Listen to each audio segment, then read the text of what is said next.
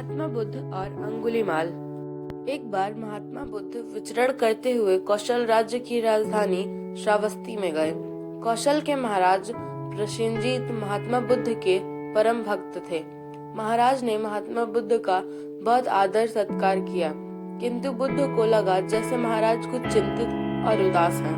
कारण पूछने पर महाराज प्रसेनजीत ने बताया कि कुछ दिनों से राज्य में एक भयंकर डाकू ने घोर आतंक मचा रखा है। अंगुलीमाल नाम का यह डाकू लोगों को लूटने के साथ साथ निर्दयता पूर्वक उनकी हत्या भी कर देता है।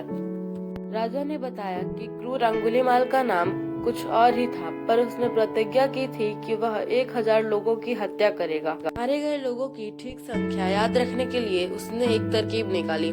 वह जिस किसी व्यक्ति की हत्या करता था उसकी एक उंगली काटकर अपनी माला में पिरो लेता था। इसलिए लोग इस क्रूर डाकू को अंगुलीमाल कहने लगे। भयभीत राजा ने महात्मा बुद्ध को यह भी बताया कि उस डाकू के भय से सारी प्रजा थर थर कांपती है, जाने कब किसकी बारी आ जाए। राजा की बात सुनकर महात्मा बुद्ध ने डाकू अंगुलीमाल से मिलने का निश्चय कर लिया। महात्मा बुद्ध उस घने वन की ओर चल दिए जिसमें अंगुलीमाल रहता था। महात्मा बुद्ध को सभी ने वन में जाने से मना किया, पर उन्होंने हंसकर सबकी बात टाल दी। वन घना होता जा रहा था और महात्मा बुद्ध झाड़ियों के पास से निर्भय होकर बढ़ते जा रहे थे। सहसा किसी ने कर्कश आवाज में कहा, ठहर जा, कहाँ जा रहा है? महात्मा बुद्ध ऐसे चलते रहे मानो कुछ सुना ही नहीं है। जोर से आवाज आई, ठहर जा। महात्मा बुद्ध रुक गए। उन्होंने पीछे पलटकर देखा, एक भयंकर डाकू खड़ा था। ऊंचा, लंबा और गठीला शरीर, लंबे नाखून, काला रंग, तना हुआ चेहरा और क्रोध से जलती हुई लाल आंखें। उसके हाथ में तेज कृपाण थी और गले में अंगुलियों की माला पड़ी हुई थी। वह बहुत ही डरावना लग रहा था। महात्मा बुद्ध को समझते देर न लगी कि वह दैत्य जैसा व्यक्ति डाकू अंगुलीमाल ही है। महात्मा बुद्ध ने अपनी शांत दृष्टि उस पर डाली। उनके होठों पर शांत मधुर मुस्कान फैली हुई थी। उन्होंने उसकी परवाह नहीं की और आगे बढ़ने लगे। अंगुलीमाल ने कहा, मैं कहता हूँ ठहर जा।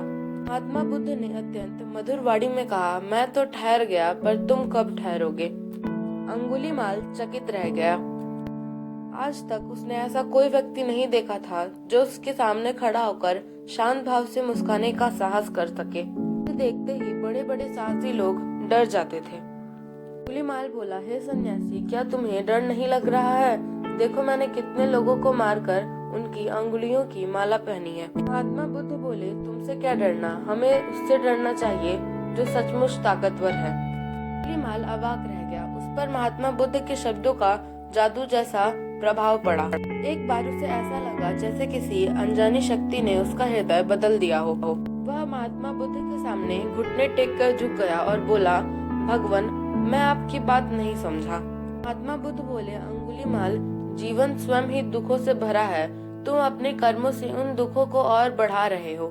मैं तो बुद्ध होकर जीवन के इन दुखों से छूट गया, पर तुम इस पाप पूर्ण जीवन से कब छूटोगे?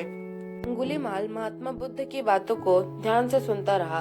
अंगुलीमाल महात्मा बुद्ध के चरणों में गिर पड़ा और बोला, हे महात्मन, मुझ पापी का भी उद्धार कर दीजिए। अज्ञानवश मैं भटक गया था, मुझे प्रकाश दिखाइए। महात्मा बुद्ध ने अंगुलीमाल को प्रेम और करुणा का उपदेश दिया, अपना शिष्य बना लिया।